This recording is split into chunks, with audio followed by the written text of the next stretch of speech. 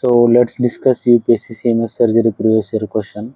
So there was this question of 40-year-old smoker presents to OPD with complaint of cramping pain in both the calves on walking to above 100 to 150 meters.